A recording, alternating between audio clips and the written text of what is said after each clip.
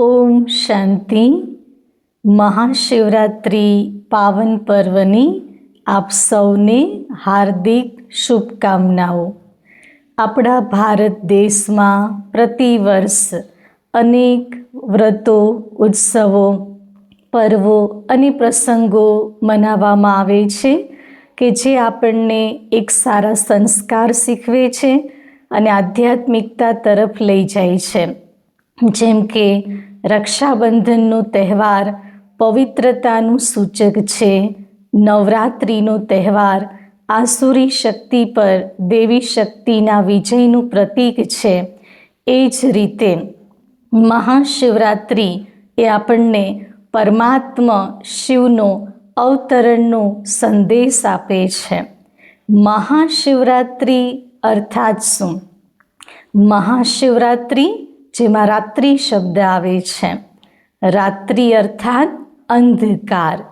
વર્તમાન સમયે આ સૃષ્ટિને અત્યારે આપણે ઘોર કળિયુગ કહીશું કે જ્યાં ચારે તરફ કામ, ક્રોધ, લોભ, મોહ, અહંકાર, ઈર્ષા, દ્વેષ, નફરત ચારે તરફ આપણને જોવા મળે છે. એ અંધકાર આખી સૃષ્ટિ પર છવાઈ ગયો છે કે જ્યાં દરેક વસ્તુ અતિમાં જઈ રહી છે. તો એ અજ્ઞાનતાના અંધકારનો આ વર્તમાન સમય એ ઘોર કળિયુગનો સમય છે. ત્યારે પરમાત્માનો વાયદો છે કે જ્યારે આ સૃષ્ટિ પર ધર્મની અતિ ગ્લાનિ થાય છે ત્યારે હું આ સૃષ્ટિ પર અવતરણ કરું છું. તો વર્તમાન સમય પરમાત્માના અવતરણનો સમય છે.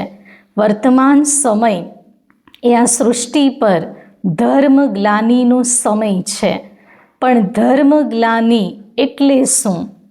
અર્થાત આત્મા એ પોતાના મૂળ સ્વધર્મને, મૂળ ગુણને, મૂળ સંસ્કારને ભૂલી ગઈ છે અને એના બદલે અનેક પ્રકારના વિકારો, અવગુણો, બુરાઈઓને વશ થઈ ગઈ છે.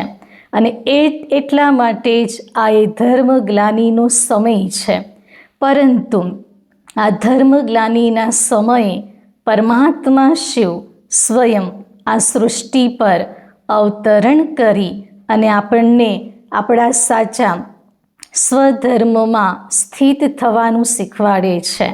અને આપણો સાચો સ્વધર્મ એ છે શાંતિ, પ્રેમ, પવિત્રતા, સુખ, શક્તિ, આનંદ. તો જેવી રીતે આપણે જોઈએ છીએ કે જ્યારે ઘોર અંધારી રાત થાય છે તો એ સૂચક છે કે અંધારી રાત પછી સવાર આવવાની જ છે. એમ વર્તમાન સમયે આ સૃષ્ટિ પર અજ્ઞાનતાની અંધારી રાત્રિનો સમય ચાલી રહ્યો છે. તો એ પણ સૂચવે છે કે હવે સતયુગી રૂપી સવાર જરૂર આવશે. પણ ક્યારે આવશે? કે જ્યારે આપણે આત્મા આપણા મૂળ સ્વધર્મમાં સ્થિત થઈશું. કોણ લાવશે? તો એ સતયુગી સવાર એ સ્વયં પરમપિતા પરમાત્મા શિવ લાવશે. અને એટલા માટે જ વર્તમાન સમયે આ ધર્મગ્લાનિના સમયે, આ અજ્ઞાનતાની અંધારી રાત્રિના સમયે સ્વયં નિરાકાર પરમપિતા પરમાત્મા શિવ જે જ્યોતિબિંદુ સ્વરૂપ છે, નિરાકાર છે, સર્વોચ્ચ છે, સર્વ આત્માઓના પિતા છે, પરમધામના નિવાસી છે, એ પરમાત્મા આ સૃષ્ટિ પર દિવ્ય અવતરણ કરી ચૂક્યા છે. પરમાત્મા આ સૃષ્ટિ પર અવતરણ કરી સૃષ્ટિ પરિવર્તનનું કાર્ય, આ કળિયુગને સતયુગ બનાવવાનું શ્રેષ્ઠ કાર્ય એ કરી રહ્યા છે. જેના યાદગારમાં જ આપણે મહાશિવરાત્રિ મનાવીએ છીએ. મહાશિવરાત્રિના દિવસે વિશેષ આપણે સૌ શિવની પૂજા કરીએ છીએ, શિવ મંદિરે જઈએ છીએ. અને જ્યારે આપણે શિવના મંદિરમાં જઈએ છીએ તો શિવલિંગ પર જળાધારી બતાવવામાં આવે છે કે જેમાંથી નિરંતર બુંદ બુંદ ટપક્યા કરે છે. ખરેખર તો સ્વયં નિરાકાર પરમપિતા પરમાત્મા શિવ કે જે જ્ઞાનના સાગર છે એ આપણા બુદ્ધિરૂપી કળશમાં જ્ઞાનની બૂંદો નિરંતર વરસાવ્યા કરે છે. અને એ જ્ઞાનની બૂંદ છે સ્વયંનો પરિચય અને સમયની ઓળખાણ. પરમાત્મા સૌપ્રથમ આપણને જ્ઞાનની એ બૂંદ આપે છે કે આપણે શરીર નથી, પરંતુ આ શરીરને ચલાવનાર એક ચૈતન્ય શક્તિ આત્મા છીએ. સાથે સાથે પરમાત્મા જ્ઞાનની બીજી બૂંદ આપે છે, એ છે સમયનો પરિચય. વર્તમાન સમય એ ઘોર કળિયુગનો સમય ચાલી રહ્યો છે, પરંતુ જેમ આપણે આગળ સાંભળ્યું કે સમય પરિવર્તનશીલ છે. ઘોર રાત્રિ છે તો એ જરૂર બતાવે છે કે હવે સવાર થવાની છે. એમ આ સૃષ્ટિ ચક્રમાં અત્યારે ઘોર કળિયુગનો સમય ચાલે છે. એ પણ બતાવે છે કે હવે એ કળિયુગમાંથી સતયુગી સવાર જરૂર આવશે, અને એ સતયુગી સવાર લાવવા માટે પરમાત્મા સ્વયં આ સૃષ્ટિ પર અવતરિત થઈ ચૂક્યા છે. તો પરમાત્મા પિતા જ્ઞાનની બૂંદો એ આપણા બુદ્ધિરૂપી કળશમાં જ્યારે વરસાવે છે ત્યારે ખરા અર્થમાં આપણા જીવનમાં સાચું જાગરણ થાય છે. સત્ય જ્ઞાન મળવાથી અજ્ઞાનતાની અનેક પ્રકારની માન્યતાઓ, અંધશ્રદ્ધાઓના અજ્ઞાનતારૂપી નિંદ્રામાંથી આપણું સાચું જાગરણ થાય છે. એ શિવલિંગ પર આપણે દૂધ ચડાવીએ છીએ, જળ ચડાવીએ છીએ. તો દૂધ ચડાવવું, જળ ચડાવવું અર્થાત પ્રતિજ્ઞા કરવી. જ્યારે પરમાત્મા દિવ્ય જ્ઞાનની બૂંદો આપણા પર વરસાવે છે, આપણા જીવનમાંથી અજ્ઞાનતાની નિંદ્રાનો આપણે ત્યાગ કરી સાચા અર્થમાં જાગરણ કરીએ છીએ, ત્યારે આપણે આપણા આત્માના સ્વધર્મ, પવિત્રતારૂપી સ્વધર્મમાં સ્થિત થઈએ છીએ. મન, વાણી, કર્મ, તન, મન, ધન, સંબંધ, સંપર્ક દરેક રીતે સંપૂર્ણ પવિત્ર બનીએ છીએ. જ્યારે મન અને બુદ્ધિ સંપૂર્ણ પવિત્ર બને છે, ત્યારે એ પવિત્ર મન અને બુદ્ધિ એ પવિત્રતાના સાગર પરમાત્માની યાદમાં સ્થિત થાય છે, જેને જ ખરા અર્થમાં સાચો ઉપવાસ કહેવાય છે.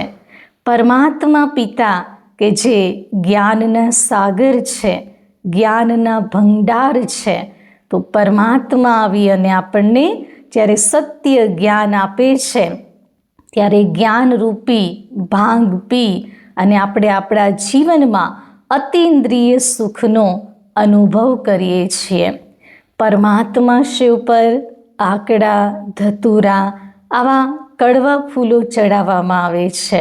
તો ખરેખર કડવા ફૂલ એટલે આપણા અંદર રહેલા વિકારો, વ્યસનો, આદતો, જે પણ કાંઈ બુરાઈઓ છે, એ આકડા અને ધતુરાના ફૂલ જેવા છે, જે આપણે આ પવિત્ર દિવસે પરમાત્મા શિવને અર્પણ કરી દઈએ અને ખરા અર્થમાં મહાશિવરાત્રિના પર્વની ઉજવણી કરીએ.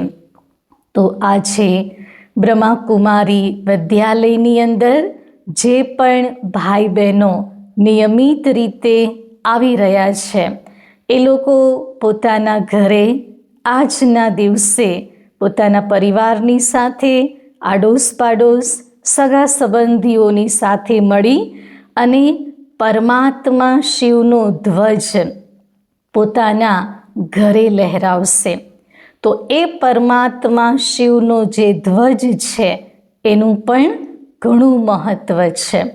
જેમ ધ્વજ, જેને આપણે ધજા કહીએ છીએ, અને એને હંમેશા આપણે ઘરમાં સૌથી ઊંચું સ્થાન આપીએ છીએ. તો પરમાત્મા શિવ એ પણ સૌથી ઊંચા છે, સર્વોચ્ચ છે, માટે આપણે એમને દેવ દેવ મહાદેવ કહીએ છીએ. એ પરમાત્મા પિતાનો આ પવિત્ર ઝંડો છે, એટલા માટે એને આપણે આપણા ઘર પર લગાવીએ છીએ.